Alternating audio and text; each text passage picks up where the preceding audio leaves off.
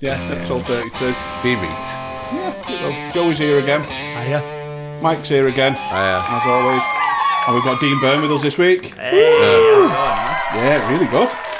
They're good to have you on, finally. Oh yeah, it's been a fucking. I've been wanting to come on this for a while, man, and like, I really love the whole setup you guys have got here. It's very fucking like, I love podcast studios like this, where it's like you can tell like so much fucking love has gone into it. And I've listened to a couple of episodes of this before just to like prep for it and everything. It's a fucking great thing you guys have got going here. Oh, thank you, man. Sorry That's to really interrupt. nice. The camera seems to have gone off for me. Has it? No, it's still on, mate. Oh, no, You're there's all no right. still Yeah, on, no, mate, it's don't just the Yeah, full alright. screen. Yeah, the screen. Sorry. Don't Yeah. worry, man. It's all good. Screensaver. There's me going about how great the studio Yeah. is. Like, the camera's fucked up. The camera's not on. We'll edit that I out. couldn't see myself, so Is I was this like, podcast produced by Joss Whedon or something? Yeah. Like, So yeah, we've been trying to get you on for quite a bit, haven't we? Like, we tried to get you on last time. You was down here. Was it for Beat the Frog? It was for one for Beat the Frog and the Hot Water Sunday. I used to come down here just for like 1 day off gigs, but I try and like set up at least 2 or 3 days in advance. Yeah, just of gigs if I'm going to be coming down here for a while, and just get a hostel because being on the Scottish scene, like we could only really come down to Liverpool maybe once or twice in the year, and I take it have you been on comedy road trips before? yes. You never forget your first comedy road trip. So No. like Yeah. when I started out, it was me, Kyle Samuel, Jack Trainer, and Charlie Ashton, who I don't know if he's been on this, but he's part of the Manchester scene. All came down from Glasgow to do Hot Water on the Monday, and 3 hours in a car with those fucking maniacs. That will bond you as friends for life. And I fell in love with the city, man. I just love coming back to it. Like Liverpool and Manchester is always where I go to almost like solidify a set. Like if I know if it works on a Hot Water, then it'll work in Glasgow, it'll work in Edinburgh, it'll work in most places. Because it's just like a Liverpool audience to me is kind of like a Glasgow weekend crowd. Yeah. So you can kind of gauge your reaction there a little bit. Yeah, I'm similar with that. So I love Manchester and Liverpool, but I also love Edinburgh and Glasgow as well. Like Have you done like Monkey Barrel and things like that? I've not done any gigs up there yet. Because like I said, I'm brand new. I've only been going probably 6 months now. 6 months, really? So I've not really done much outside of like Manchester and Liverpool yet. And you got to a Beat the Frog semi, man. 6 months, that's fucking impressive. I am dead talented. Only Yeah. it's only 70 yards out though. Like, there was actually a fella who I was on with, I think the last time I was at Beat the Frog. I don't know if you were there also, but it was his first time ever gigging. Yeah, I And he remember won it on that. I think it was Haley Ellis was hosting. And, Who's Oh that? no, I wasn't there that night. yeah. Who was it? I can't remember the guy's name, but he did a routine about him being a smackhead, essentially, and like the crowd fucking loved it. And wow. like, fair enough, if I'm gonna lose to anybody, I'm glad it's someone like that who can get an audience on their side right Who away. made you feel at home? I mean, I may look like Kurt Cobain, but I don't actually partake in the drugs. Honestly, like the first time I went to Glasgow, I was blown away by it. I was like, "Oh, it's so much like Liverpool," but it's really nice. And then when I was coming back to the hotel about 11:30 at night, this gang of kids, they couldn't have been more than 12. And this one little Scottish girl goes, "Hey, Tommy, come back here with me smack." And I was just like, You sure they weren't referring to like a specific brand of candy or something? Like, I mean, she was very keen on getting it. I mean, if you've ever tried like a really specific candy that you love, you would be keen on getting that as well. I tell you, if there's milk duds in my way, no one's fucking surviving. I mean, I'm keen on sweets, like. So you're a sweet boy, Mike. Yeah. What are the milk lollies? Lollies. Yeah. Like, you mean like the sherbet lollies? No, the mini milks. Oh, and I haven't had those since I was a kid. Yeah, I think that would be my advice. There's a Mini vape. milks. Yeah, Do you guys mini have milks. that vape shop VPZ here? I think it's called Vaporized. No. So they have a blueberry flavor that's legit like sherbet lollies from when you were a kid. Really? Wow. I'm convinced it's what's got me hooked on vapes. Yeah. Not just the looking cool of it. And no one looks cool when they vape, Tommy.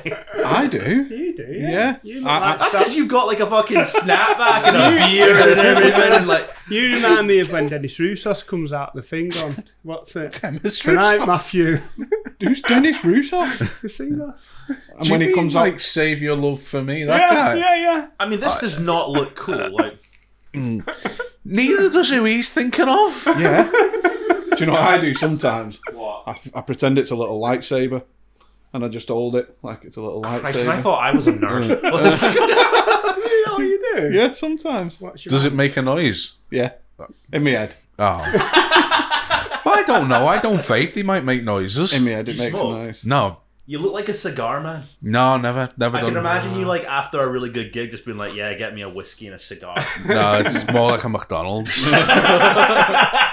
You and Kevin O'Brien need to hang out more then. No, we don't. You hang out with Kevin quite a bit, don't you? Too much. It always goes back to the clans, though, doesn't it? 100%. McDonald's. Fuck off. I tell you what, have you actually tried that new thing McDonald's have come out with, that Philly cheese stack? I have, yeah. Yeah, I had it the other day, and like, I like pickles in a burger, but not from McDonald's because you can tell they've been sitting in that brine for so fucking long. The sweaty. Yeah, sweaty pickles, man. No one wants that. Yeah. But the Philly cheese stack, I hope they add it to the menu. Like, I had permanently. it plain, just the cheese, because I don't really like onions and that. Oh no! Oh, the onions make it, man. I like a bit of onion. But I liked it. I mean, it's not like a Philadelphia cheesesteak at all. No. You say No, that, the entire state of absolutely not. Philadelphia is coming for you, but Absolutely nice. nothing like it, but it is nice. Yeah, how about it? I've The never- cheese sauce was spot on. Yeah, If I get a McDonald's, I can't have the bun, so I just get the Just the insides meat. in a tray. Yeah, and it's not The insides. are you like celiac or something? Yeah, well, yeah, gluten, can't have gluten. to be fair, it's better being that than one of them fucking carnivore diet people, innit? What's carnivore?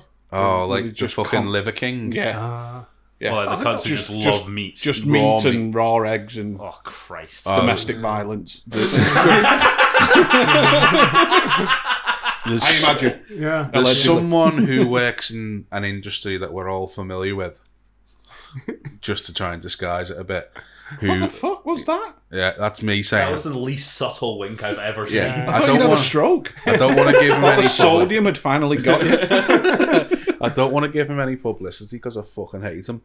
But he's on the raw carnivore diet, Right. so he gets out of bed and just has a fucking steak out the fridge. What, raw? Raw. What's Yeah. it called? What is he, a fucking dog? Like,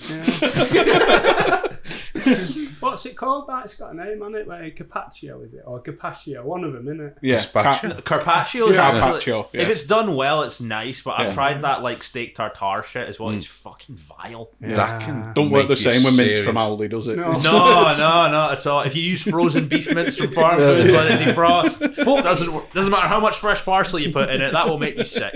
It's dead hard to get 15% mince to make decent burgers. So I like low fat mince now. You want 80-20 for your burgers? Yeah, but you can't get even 15. See, What's the I other use one? 5%. 15, No, 80. no, you need a higher fat content. No, to the you burger. need high fat content. Yeah. Or just mix the meats, like do a half beef, half pork. Yeah, that's Ooh. good. Yeah. Yeah, like I do that for a bolognese. I haven't done that, but I'm going to try. Oh yeah, that you now. go. That's bolognese, 100%. Yeah. This has become the fucking diabetic pod. This. over the last couple of weeks. Well, from we had nothing but food. recipe suggestions, didn't we? Off when we the last short we Oh, did. can I give you Yeah. one actually? Yeah, well, we had So- under a fiver. It was. I think this would be under a Yeah, fiver, go on, actually, then. if you were to like space it out for like the amount you could make from it. So I saw this thing on Sorted Food where they were doing like 3 things you could do with burgers, and I know I said steak tartare shit, but they took all the flavors of steak tartare, like the shallot, the Worcester sauce, the parsley, the The what sauce? cornichons, whatever they're fucking called. They're little fucking pickles anyway, and they mix it all in the burger and stuff, and then they cook it, and then they serve it with a poached egg on top and a brioche bun, and it's like all the flavors of it, but it's cooked. Yeah. That's probably all right. You could probably make that for under a fiver and then sell it for 15 quid at some like bougie gastropub. Oh yeah, See, absolutely. One of the reasons I'm excited to go back to Glasgow is that bread meets bread. Oh, that's class, man. Yeah. Bread meets bread. It's a burger chain that Scotland only has. All right. And it's a bit pricey, like, Yeah, but it's delicious. It's in the city centre. They're all going to be a bit pricey. Yeah. Never heard of that. I spent a fortune there in Edinburgh. Yeah. Oh yeah, you went to Edinburgh for a start. Yeah. I love It's the like- gourmet mash place in Edinburgh. Oh, I haven't is been that there. the Macker's Mash Bar or something It's like just that? called gourmet mash. Is it I'm just? sure it's oh, called I'm probably gourmet thinking of mash. another one then. It's Yeah. like a sort of pick and mix, but for like roast dinner ingredients. It was amazing. It was amazing. I just had horseradish mash with haggis and great. Fucking Oh, amazing. that does sound class. Amazing. Pie man in Edinburgh as well. Get a mac and cheese aye. pie. They had this thing actually when I was doing the Fringe at Pie Maker. It was called like a tatty dog. So it's Oh, kind of yeah. like, kind of like a corn dog, but they've used potatoes It's with batter like instead. a giant hash brown with a hot dog in the middle. sign me fucking up. 100%. You've got to get there early, though, haven't you? Yeah, I have this problem though with post gig scran. I'm sure we could all relate to this. Is whenever I've done a really great set, I'll be like, I should reward myself with a nice takeaway. Then when I've really died on my arse, I'm like, I need a takeaway to pick myself back up. It is a vicious cycle. The amount of fucking my fucking local kebab place, I think, has a picture of me on the wall now. There was a girl I lived with at university, and if you rang a certain takeaway at a certain time of day, they'd answer and go, "Hello, Louisa." The lady at our local Chinese restaurant knows my name when I ring up. Really? Just ring up and say what I want, and she go, "Hello, Joe, how are you?" Like, because you want all that special needs food that can't have any gluten in it. Because I'm awkward. Yeah. No, she's great. Yeah. Well, I'm pretty sure most restaurants kind of need to have gluten-free options now, because it's not just like an option for anybody. Like, the cunts who make it trendy are the reason that's not readily available, and that's annoying as fuck. Yeah. Piss me off, these gluten-free cunts, though. The ones who like don't actually have celiac disease piss me off, but like the ones who just turn it into a trend, like, oh, I'm gonna have gluten-free porridge. Oats are naturally gluten-free. You fucking idiot. People who ruin cake. It's like bald people. I mean, I've had some good gluten-free cakes in a while, but see, working with coconut flour, it's a fucking nightmare. What has this podcast become? I feel like we're like going MasterChef. I told you. Like and subscribe for more recipes. Yeah. So you mentioned, obviously, I love your podcast. So Dean hosts a podcast called Blood, Sweat and Fears, which is a horror podcast, comedy horror podcast. Fucking amazing. I love it, man. I love it. I subscribe. Absolutely love it. Yeah, it's one of those things. Like, I always wanted to start pods back up, because like every comedian's doing it now. You know, we've got like Some Laugh and Enjoy an Album up in Scotland, and I thought, like, what am I passionate about that I could do a podcast about? And I love horror movies. Like, horror to me is like the most creative genre you can get in a film world. 100%. Because you can blend it with so many different things. But the issue I had with it from the beginning was, I don't want it to be like, Mike, I'm sure you'll know people like this, but see people like the Nerd Writer and like sort of like Patrick H. Willems, who are these proper like studious film people wearing sweater vests and glasses, just talking about movies like, oh yeah, so the mise-en-scene of Captain America Civil War, and I'm like, what the fuck are you talking about? So I wanted to do Blood, Sweat and Fears as kind degree of like, in film studies over here, so that's and it's like, so the idea for Blood, Sweat and Fears came about was like, we just want to have a podcast where it's replicating that feeling of like, you know, when you're a kid and you've watched a horror film and you walk into school thinking you're the coolest motherfucker on the planet, and you're just having a laugh chatting about it with your friends. Really, like, when I ask guests to come on that, they always say things like, oh, but I don't know a lot about films, so would I be a good guest? We're like, yeah, absolutely, because we're legit just having a laugh. It's not like, oh, here is the tour de force of why Freddy Krueger works as a character. It's not, here is Freddy Krueger and here's why he's fucking cool. He had bad skin though, didn't he? He did have a bit of bad skin. I mean, we can't really. We have to blame the town of Springwood for that, for burning. Yeah, it. they did Homer burn him alive. Simpson. Like Homer Simpson. No, that's Springfield. Springfield. That's Springwood, I think. But is it Springfield in Ohio? Like, there's about 20 Springfields. Yeah, like it's like when I see a lot of fucking Woodlands roads as well when I'm traveling about. Like, there's one at the stand, there's one here, and I'm sure there's going to be more in like Manchester and London. There's definitely in fucking London. Like, I'm sure I've seen the same street, but like only 5 miles away. Somewhere in London. London's horrible. Have you always been into horror? Because I'm the same. Like, I love horror the most. Like, it's my favorite type of film to watch. Yeah, and I can remember like being 6, and like my dad taking me for my teeth out, and then on the way home took me to the video shop and got Chucky. that is the movie that made me love horror. Like Child's Play is so fucking fun. Like, but that was it. When I was 6, it was the funniest thing. It was I think it might have been Child's Play 2, where he's in the back of the truck. I think that one's better than the original. I've never seen any of them. Mate, like Child's Play 2 has one of the best final scenes between hero and villain that you ever had. I was a very sensitive kid. Ideas frightened me. What happened? Ideas frightened me. Ideas? Yeah. Like what? Someone explained to me the concept of Freddy when I was about 6, and that fucking terrified me to the point I couldn't sleep. That must have been an awkward bedtime story for you. Yeah, the fact that you can't go to sleep, otherwise he will definitely kill you.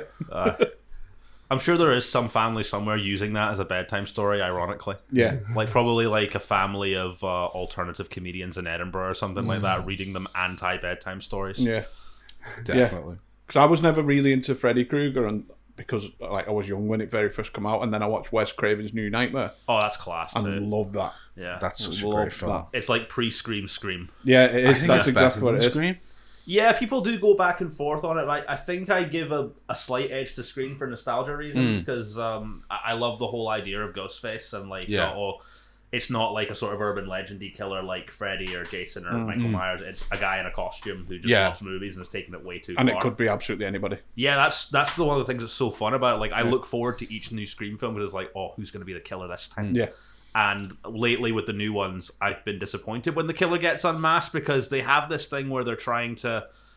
I get what they're trying to go for it. They're trying to show Sam Carpenter as like a sort of capable hero, but you do not have to make the killers appear cowardly to write that home. She's a good enough character on her own. Yeah. Just let her be badass, let the killers be badass, and have her kick their ass. Like, when Billy and Stu unmask in the first Scream, they're actually scarier when they're outside the costume. 100%. Same with Mrs. Loomis in Scream 2, and kind of Roman in Scream 3, and Jill Roberts in Scream 4, I would even say, is like the most evil Ghostface. Yeah, but I agree. The other films have been like, oh no, we have to show them as really cowardly when they get unmasked. I'm like, this just... Did you watch Scooby-Doo when you were little? Yeah, I have a theory that... Probably where the masking comes from then. Yeah, I have a theory that everybody who watched Scooby-Doo as a kid is now a horror fan. Yeah. Have you seen that picture, actually, of they have the Scooby-Doo gang wrapped around Shaggy, and he's wearing the Ghostface mask? He's just been unmasked. Nice little reference to Matthew Lillard playing Shaggy. Is it? Yeah, because he played the same guy, Shaggy, and he played, I liked his Schumacher in the first one. What? Carolina. That was good. With Shaggy. Yeah.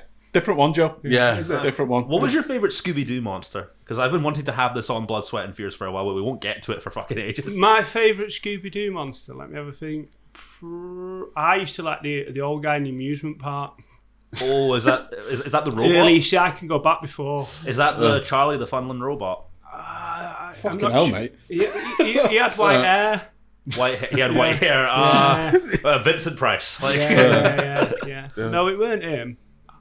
But that to me was horror movies. Hammer House Horror. 11 o'clock. The 60s Scooby-Doo has a lot of like Hammer horror vibes to it.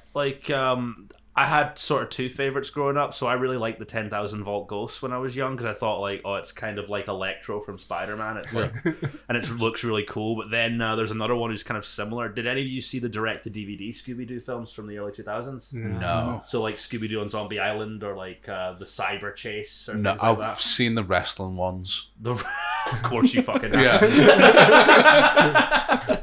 But now there was one there called the Phantom Virus, who his whole thing was he was a computer virus invented by some specky dweeb and then trapped them inside a video game. But he was like a really charismatic and fun character. Yeah, I used to be able. I can somewhat do his voice because I do voice acting outside of comedy. Wow. And it's like one of the fucking. I wish they could somehow bring him back, but like no one would remember him except me. I don't even remember any Scooby-Doo villains, really. I mean, you got classics like the Black Knight, the Tar Monster, the Green Ghost, the one that also the ghost in the castle that just looks like a clan member. Oh. I hope that's not your favorite, Mike. No, it sparked a memory. A friend of mine, Dad used to be a tour guide, and he would do country and western tours in America, and so every so often he'd have to go over and sort out the business. And they were playing in this guy's house that he used to co-run the business with. And her younger brother found a Scooby-Doo costume in the cupboard. Oh, no. Yeah. And what was it, Mike? It was a white robe with a hood. So which villain's that? I'm sure I mean, it's the 60s. Do you think the modern day equivalent of that is someone finding a Harry Potter robe? Yeah, definitely. But yeah, he was going to run down and frighten the dad with it, and she, being the slightly older sister, had the sense to go, no, let's not. But they never would have went... frightened him, though. He wasn't Jewish, was he? Like, that would have really frightened him. No, but they were from Zimbabwe. But they never went back to Texas after that for some reason. Of course it happened in Texas. Yeah. I watched that yesterday. What, The Texas? original Texas Chainsaw Massacre. Oh, yeah, that's it's one of those films where I feel like I need to take a shower every time I watch it. Yeah, I have to Proper watch it like grimy. once a year sort of thing. So watch that and then the Netflix remake straight after it. Oh, so why would you do that to yourself? Do you know the remake had some good bits in it though? It had like one or two good scenes for me. I and then liked the ending of it. I didn't like what they did with Sally Hardesty, but like the leather. No, the Sally that she should have just been left out of that. She should have just been left out of that. But the way they finished it was good. It was kind of like a modernisation of the original, where she's driving away in the truck and she's watching him do the dance. It's been out fucking. Was it 2018? 2 years at least. Yeah. The It's highlight, been out a while. No, if you've not watched it, fuck you. highlight for me was when they gentrify the old woman to death. It was like coffee shops and strip malls, and she has a fucking heart attack because they want to clean up the town. Yeah. I mean, you say clean up, they're really just turning it into. Oh, they're fucking arseholes, Beverly Hills. yeah. Because like, so I know a little. I kind of grew up around gentrification because I grew up in Dubai. And, Oh, what? Really? Wow. Yeah, I went out there when I was 6, when it was still mostly desert, and as I was growing up, I slowly saw this like kind of beautiful desert, like say, get turned into fucking Beverly Hills. Granted, it was cool to watch Tom Cruise climbing the Burj Khalifa when they were filming Mission Impossible. Was it 4. really him that? Yeah, it was actually him doing Was it, it? and a story going around was after they filmed that stunt, he took the entire cast and crew of 5 guys and bought them all like the most expensive meals and shit. So Tom Cruise might be a bit of a nutter, but he's a generous one, seemingly. Yeah. Yeah. He was probably trying to sign him up for Scientology. Imagine he's give that up apparently now, hasn't he? No. Has he? Yeah, Will yeah. he let you give that up, do you reckon? Apparently so, yeah. It seems like the type of religion that doesn't really let you go easily. No. I went Is in. it? Do you have a Scientology shop in the centre of Yeah, Manchester? they did do Oh yeah, your, they've got one in Edinburgh What do you mean? too. Shop? yeah, where Like- they do your personality test. Yeah, you can buy the book and that. Yeah. But I went in just for a laugh to ask them questions about the HBO documentary, and they all got round me in a circle. Jesus. And they wouldn't let me leave without taking a leaflet. I had to, You know what? We might actually do that as a Blood, Sweat and Fear special. We'll just get me, Alan, and Kyle to go down and fucking. they won't leave without an address. Honestly, they won't let you go. I'll just give them the address of someone I hate. Yeah. I told them my name was Frank Black. That sounds made up. Well, it is, isn't it? Bet Jack Black sat there going, oh. No, Frank Black or Black Francis is the singer from the Pixies. Black Francis. Yeah, that's what he used to call himself. Wow. But now he's Frank Black. Yeah, because of. Probably for like good reasons. Yeah. Yeah, you can't do that anymore, can you? As I've not seen the Pixies like what they look like. I imagine he's a white man. Yeah. Yeah, because you can't exactly be on like an intercom be like, "Here's, please welcome Black Francis," and out comes the whitest looking guy, be like, "We are the Pixies." It's not exactly gonna. He looks like Phil Mitchell. Yeah. I don't know who that is. You don't watch EastEnders? No. Oh, for On a horror podcast? yeah, archetypal bald man. I can't think of someone. So like any skeptic character in a horror film, then Yeah, cool. All right, I can picture it. every bald man I'm thinking of's on EastEnders now. Lex Luthor's on EastEnders. Well, I didn't think of Lex Luthor, but like chubby bald fella. Kingpin. There you go. Yeah. There we go. So you got through to the final of BBC New Comedy Awards as well? I did, yeah. Well done, man. That was so fucking surreal. Like, no, I didn't think I was gonna make it past the showcase. Never mind, get to the fucking final. Like, so that night was we were all filming it in this theater in Leith, and it was me, Daniel Petrie, Kyra Gray, Alex McKeith, and Lauren Stephen, all fucking great acts as well. And Larry Dean, like, was the reason I wanted to start stand up. He was the host that night, and to be able to win that heat while he was hosting is like one of my best achievements. I don't know what's going to happen with the final if I don't win it, but I'll at least take that as a major achievement. Yeah. Like- it is.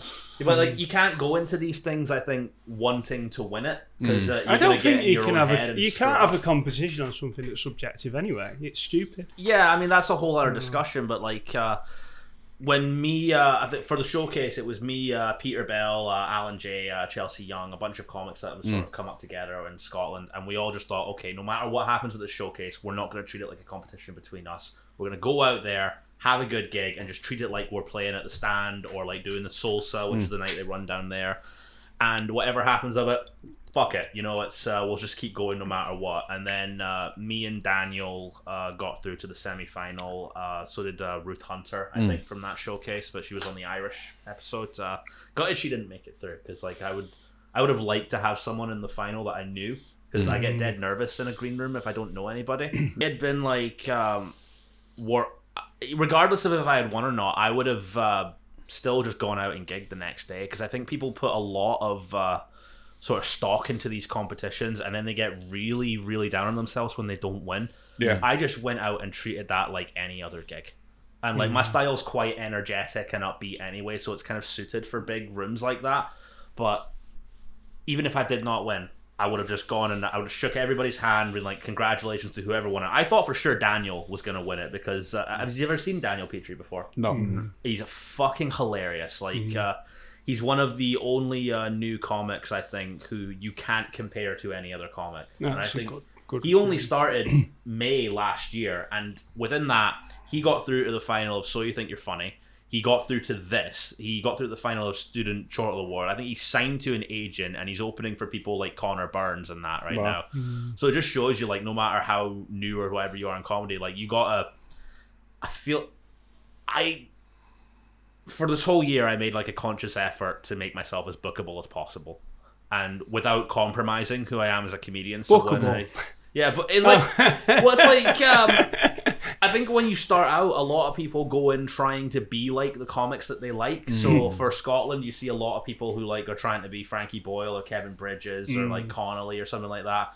And then I think that's fine for when you're starting, and then you sort of learn how to do joke writing. You find your own voice on there, and I don't know what my voices yet, but I have been told by audience members that so one came up to me at the stand and she said, "You're like a boy next door," and I have no idea what that fucking means. And it's she's never gonna fuck you. Exactly.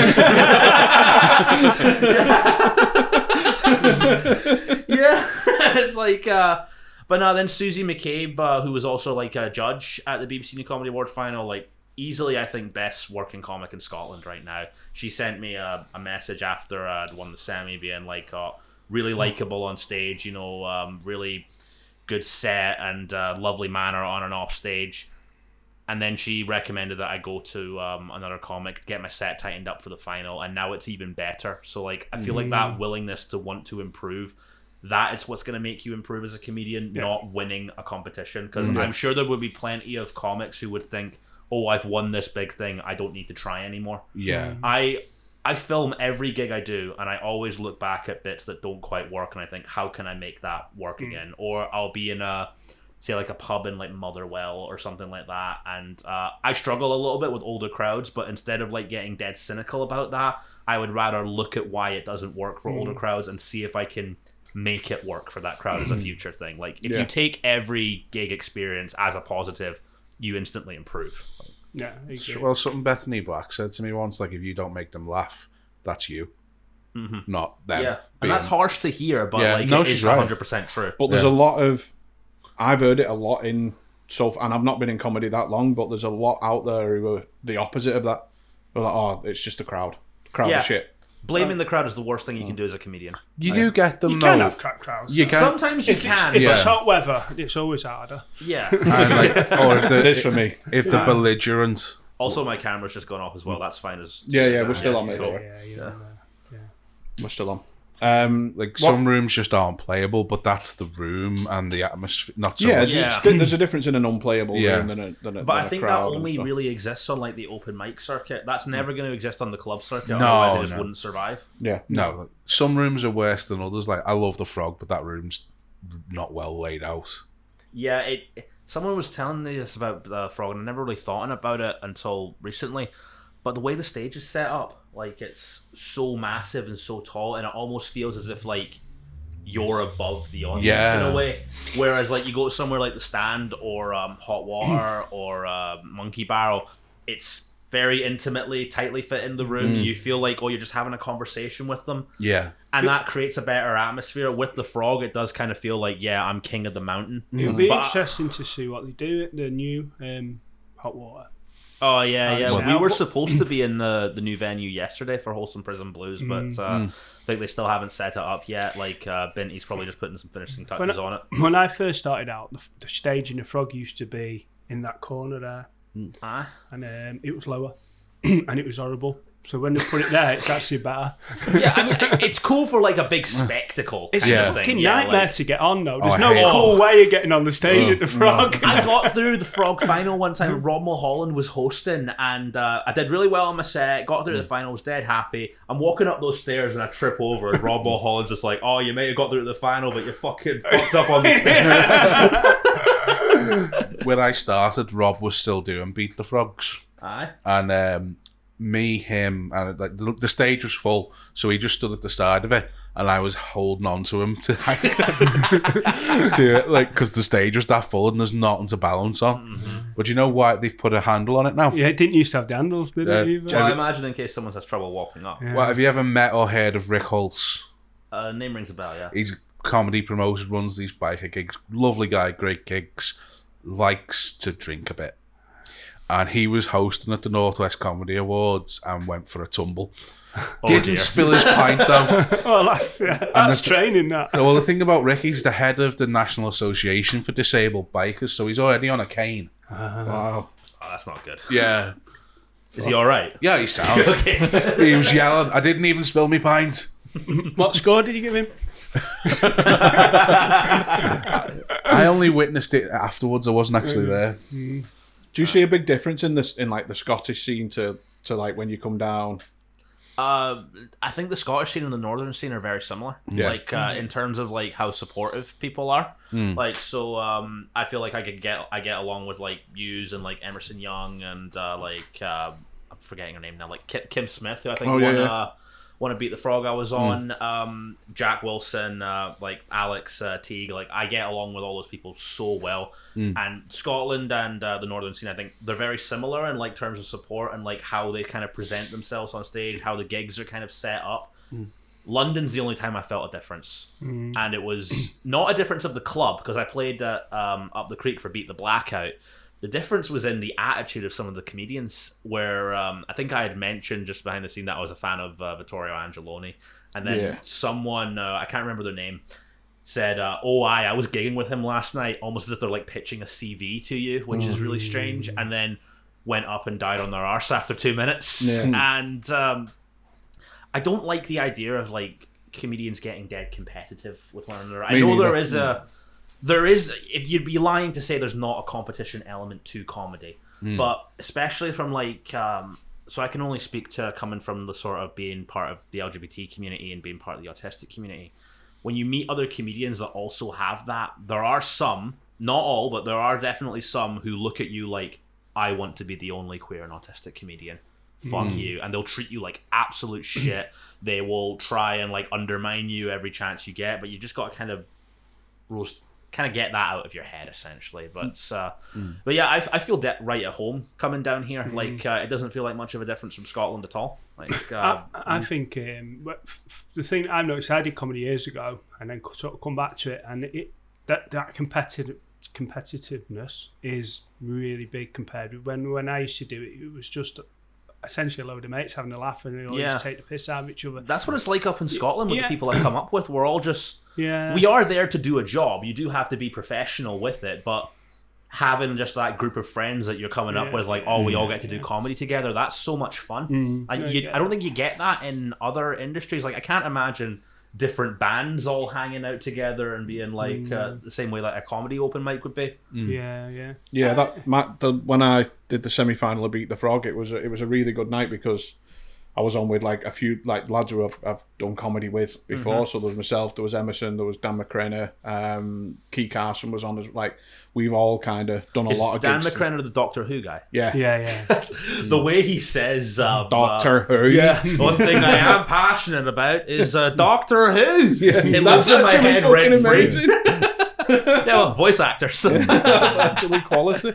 Because I've never seen a Doctor Who bit on the scene before, and when I first heard that, I was like, oh shit, is that going to be a thing where it's like, oh, you don't want to be too nerdy on stage because the audience isn't going to get it? But fair play to him, he fucking won that. He won that night, didn't he? He did. Yeah. Fucking fair fucks to him. I'm on the nerds. Nice one. It's weird that, isn't it? Like, no one can do nerd comedy really well. I think you can, but you have to sort of you go for what the general audience knows about that. Yeah. So I've got a joke in my set where I say, when I was young, I always wanted to be Spider-Man, but I'm not heroic. I just fucking hated my uncle.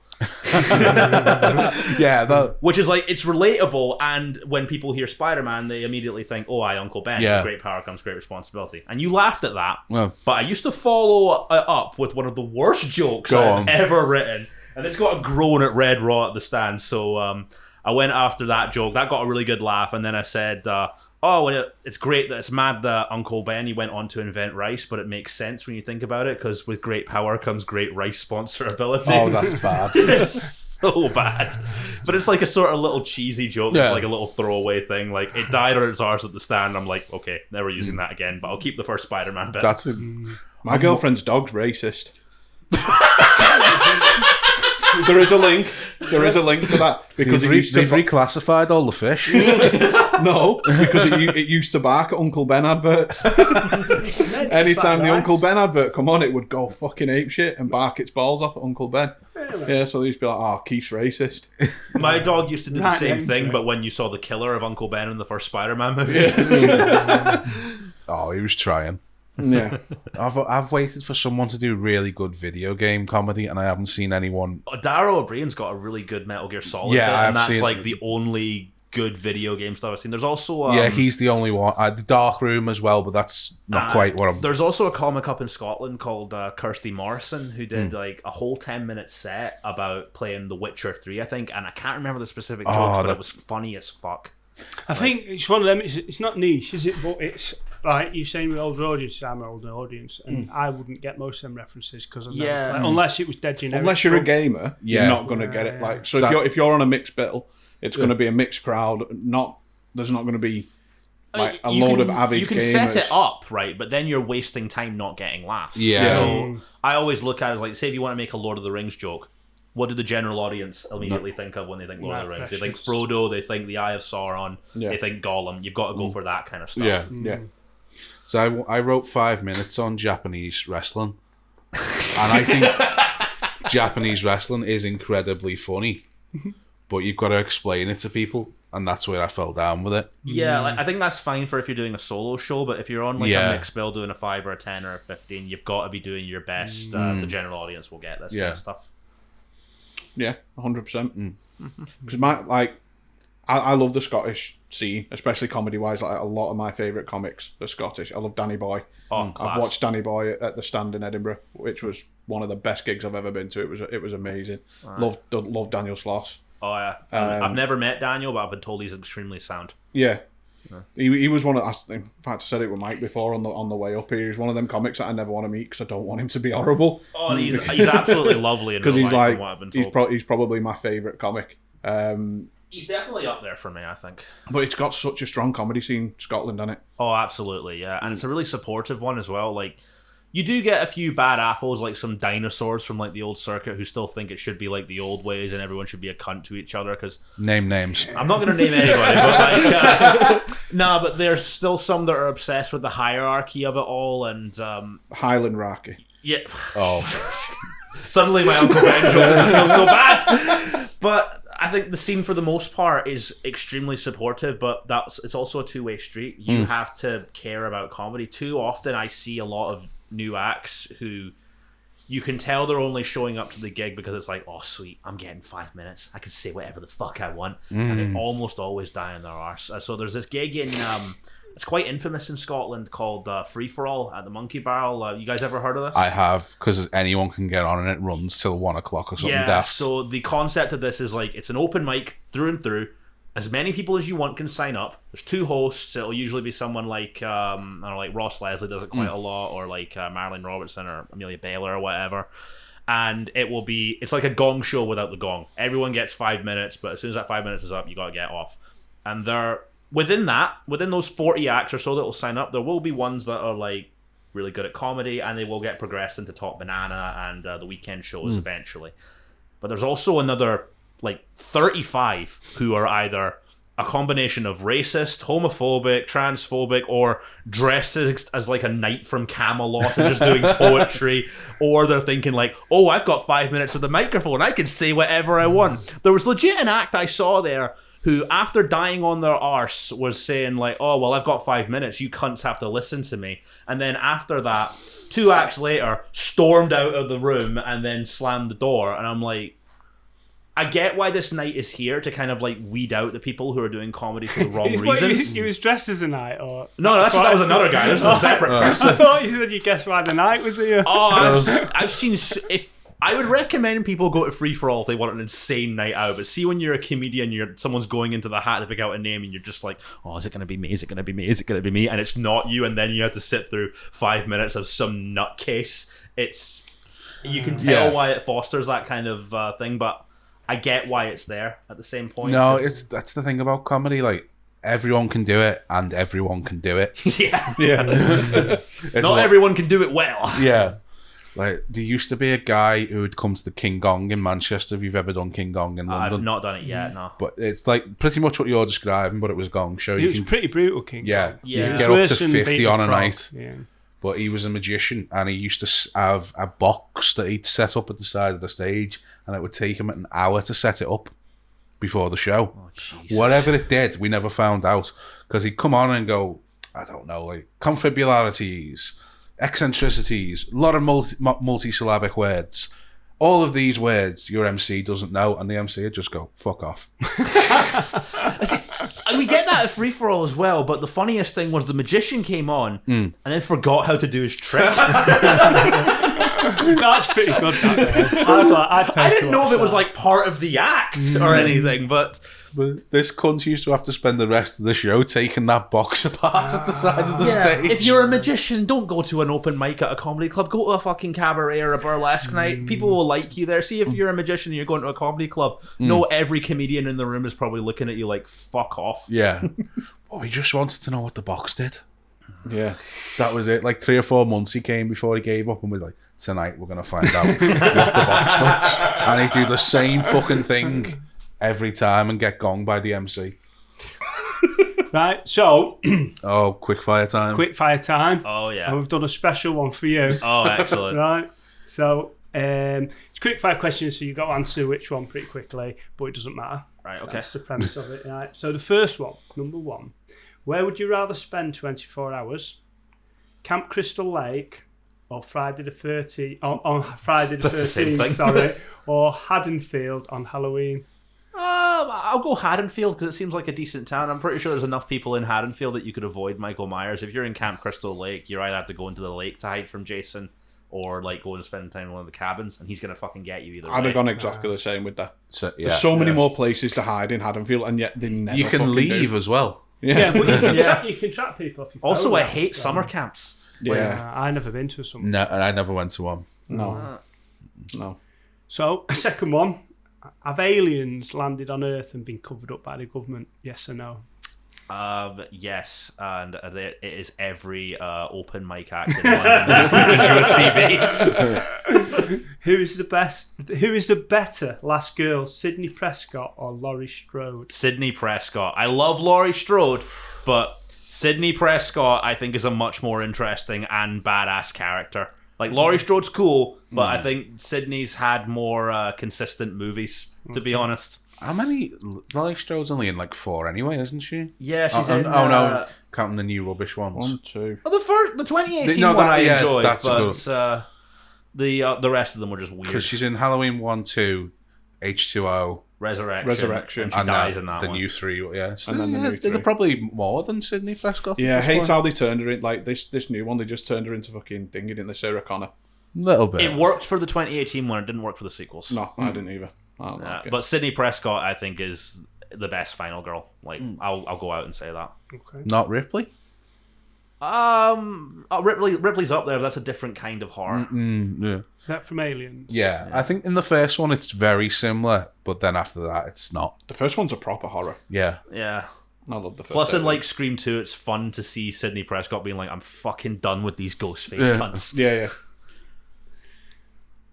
Was 9/11 an inside job? I like the way you said before you asked all these, I tweaked them just for you. We had a conversation, and you're the guy who would know this. Yeah. Just as well I shaved my beard before I came down here. No comment.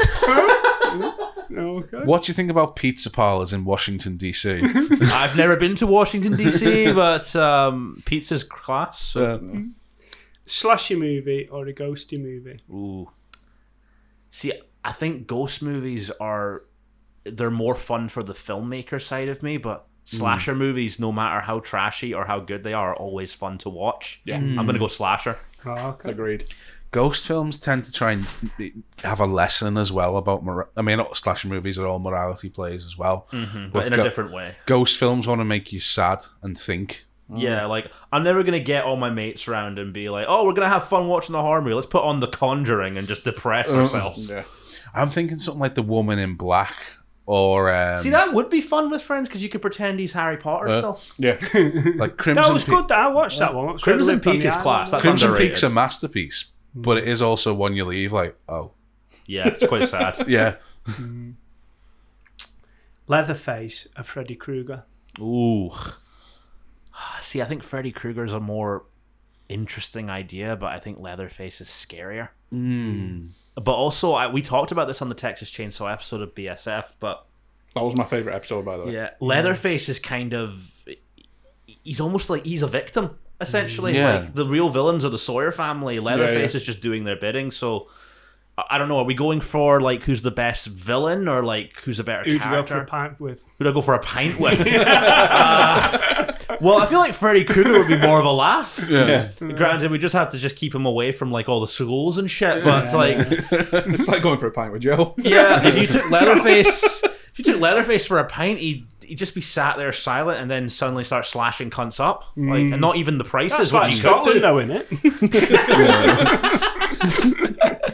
Only in certain places in Scotland. Glasgow's actually quite tame now compared to what the reputation of it is. No, he's Is it? Yeah. So I went up to Glasgow to watch Segura. Yeah. Played is it the OVO, is it called? Yeah, the Hydro. Hydro. Yeah, Glasgow scared the shit out of me when I was up there. I don't mind Glasgow. I thought it was quite tame. Depends on where you go, I suppose. I mean, I just go to the Catty and like comedy clubs with my friends, so maybe I'm the problem there. Maybe I'm just from a really shit part of Liverpool, but I was walking around. Yeah, you this are. is quite nice. I liked your little looping train. Yeah, they have like a lot of ramen places now. It's gentrified to fuck. Yeah. Yeah. Did the Americans land a person on the moon? Yes, and but it wasn't the guy you're thinking of. Just to add a little bit of fun to it. Ooh. So- Who was it? The aliens that landed and then went to open mics in London. Because they're like, I need to get a 5 somehow. They don't just play London, they tour. Is climate change real? Yes. Pink or Pink Floyd? Pink as in the singer? Yeah.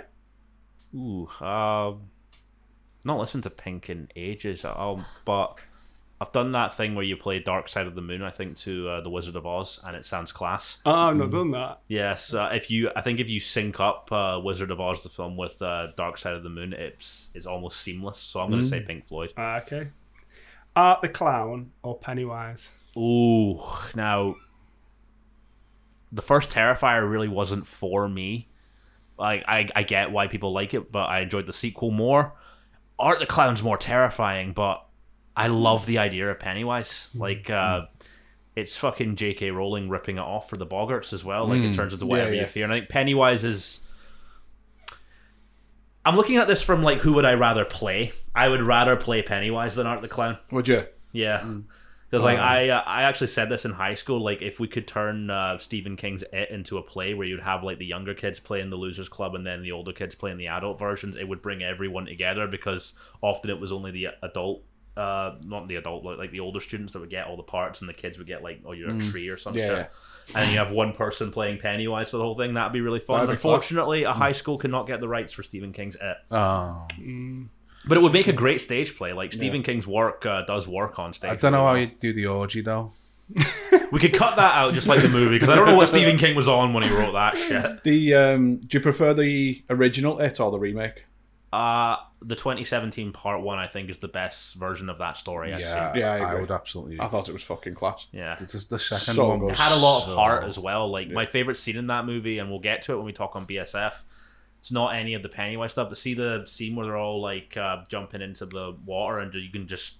The music for Beverly's playing in the background. It's just like, oh, this reminds me of summertime with my friends. Yeah. It's proper nostalgic. Yeah, it's great. Fucking did a really good job of that. It's one of the only good Stranger Things cash-ins. Yeah.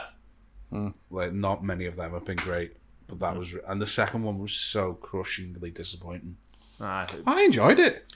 I enjoyed the sequel. I enjoy it for what it is, but it's not as good as the first one. I thought the opening scene was fucking amazing. The So good. the takeaway scene in the Chinese restaurant. No, the scene with where the guys get beat up. Oh yeah, that is pretty good to be fair.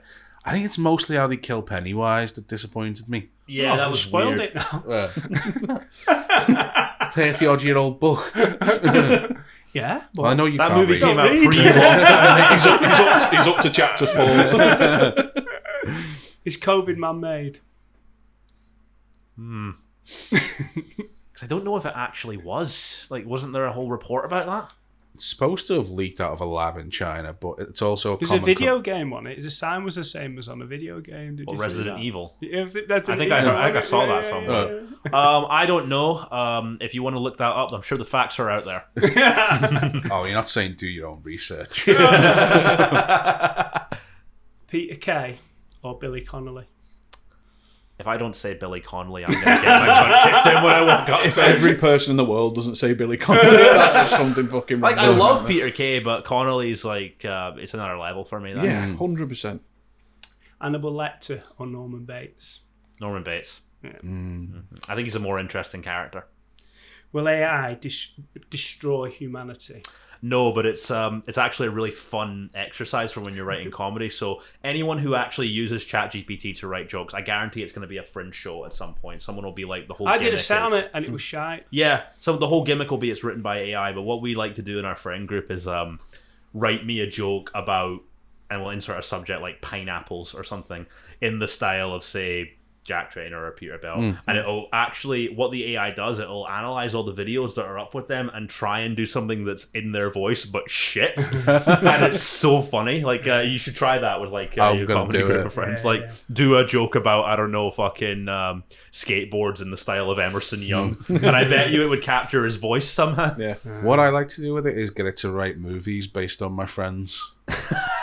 I sometimes get it to write fan fictions just to entertain myself at night. Like, give me a story where Spider-Man's fighting Electro during Christmas, and I'll just like read that at night and be like, "Oh, I'm entertained by that. That's good fun." one Would never I- publish it, but it's fun. What I did, because he gave him a bad review, was my friend Jimmy Shirley stalking and killing Peter Fox. Who is Peter Fox? He's a comedy critic from Nottingham, and he's a really nice guy. And he didn't give Jimmy that bad review, but Jimmy wasn't happy with it.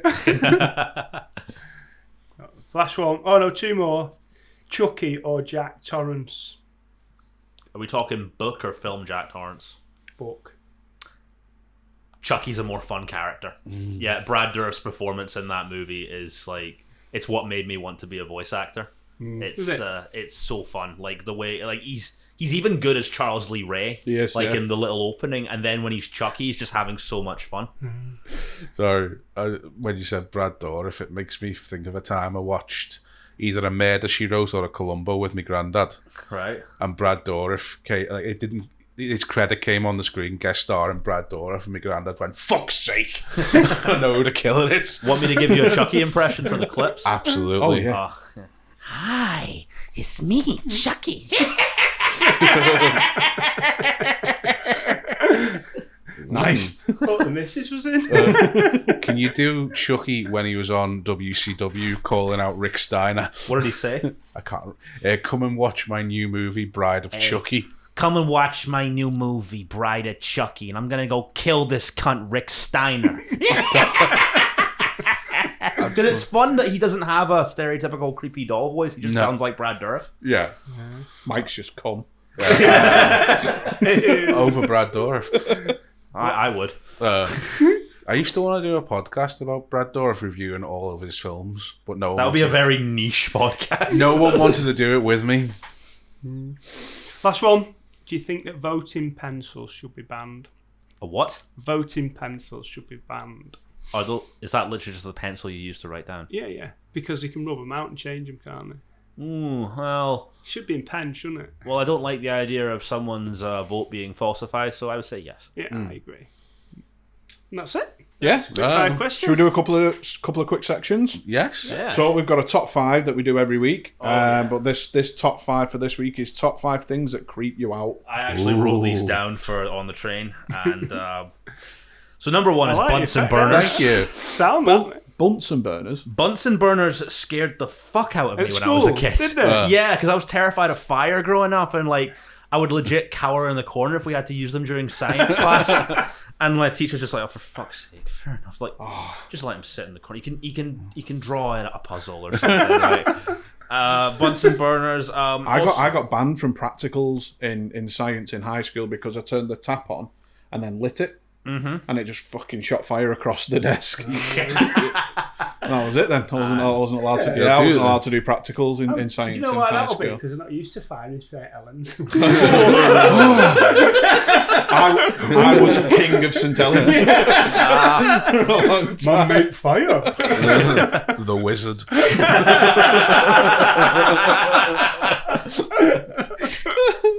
Any horror film involving cults. Not a lot of things scares me in horror, but see stuff featuring cults creeps the fuck out of me. What's a cool? What example? What? Like Midsommar or like Hereditary or something like that. See, they're two of my favourite horrors. Yeah, I love them, but cults scare the fuck out of me. Because Yeah. like I've seen how they exist in the real world as well. Jared Leto, I'm talking about you. Oh, Creepy motherfucker. Yeah. Like, What? fair enough, Are we you hating, were are we hating on Jared Leto? Yeah, he's a nonce as well. What? Allegedly.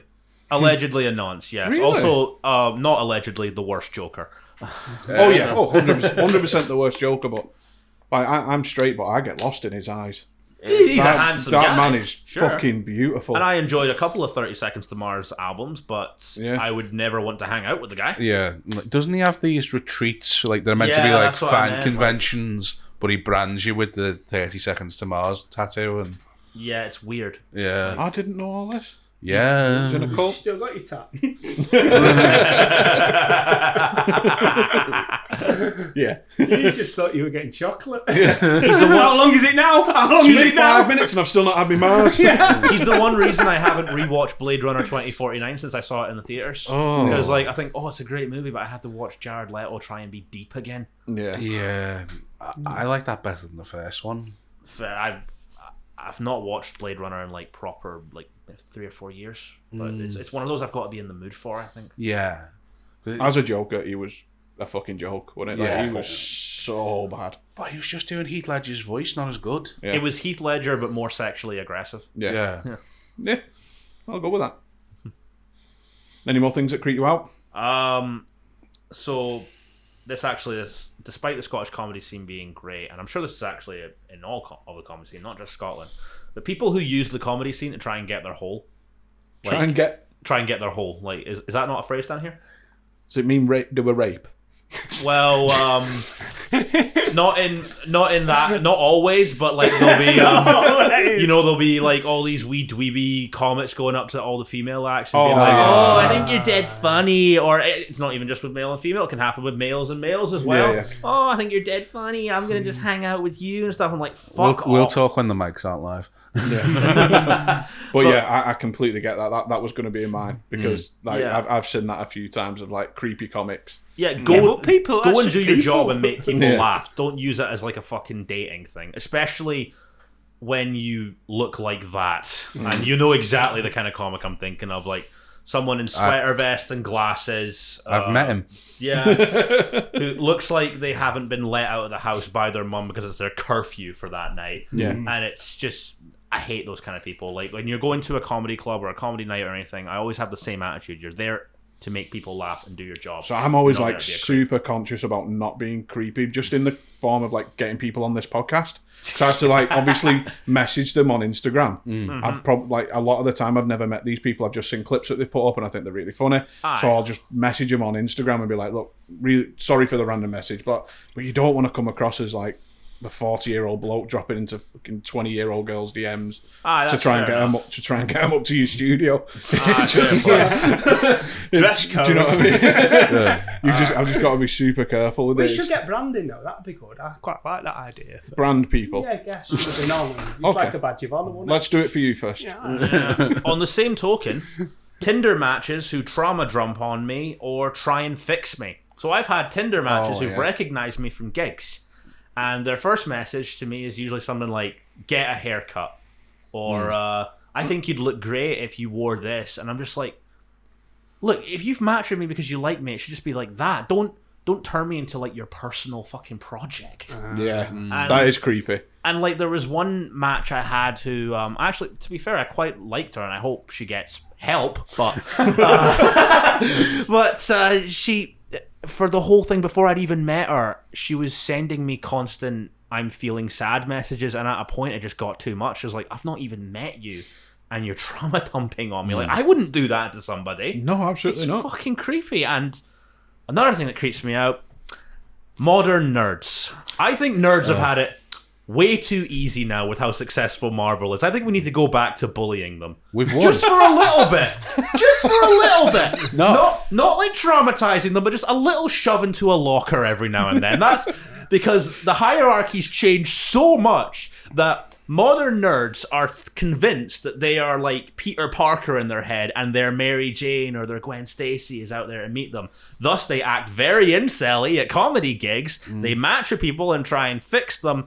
And it's just creepy. Like, fucking set these cunts a little bit back, please. Like, get a Flash Thompson archetype in one of the movies who fucking puts Peter in his place for a minute. Not some... I love you, Tony Revolori, but that's not how I would have portrayed Flash Thompson in those movies.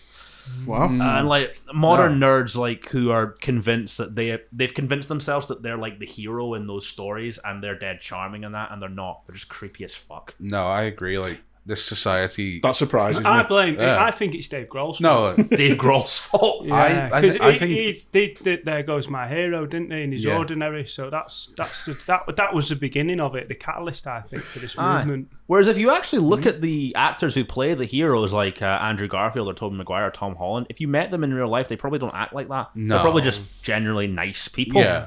Especially Andrew Garfield. No, I was going to say, like, Youngblood, I think, is a prime example of someone who wasn't beaten up enough in school. The singer. Yeah. I don't know who that is. He's a singer. Right. I've seen him live, actually. I do like some of his music, but that gig was weird.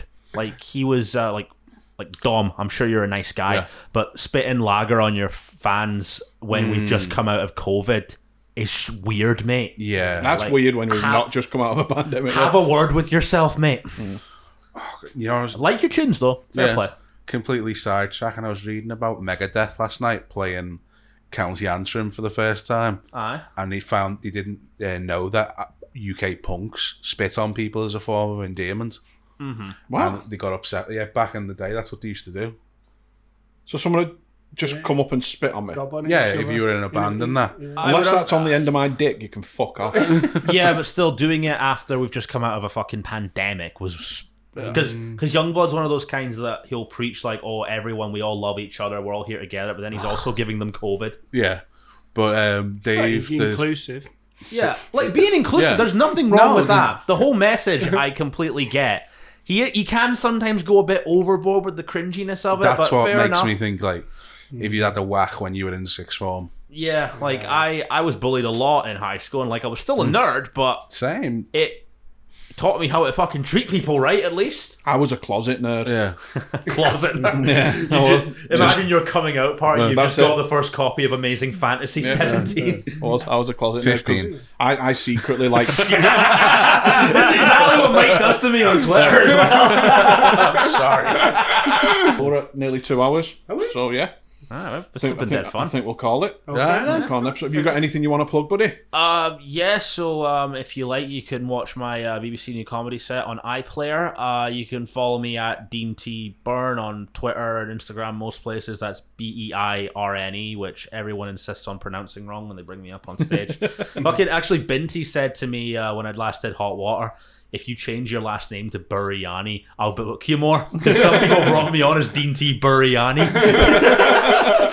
I love you, Binty, but I'm not doing that. And you can follow my pod, Blood, Sweat and Fears, on YouTube, Twitter, Instagram. We've got a lot of great episodes coming out. Fuck it, I'll say it for this because it's a Halloween episode.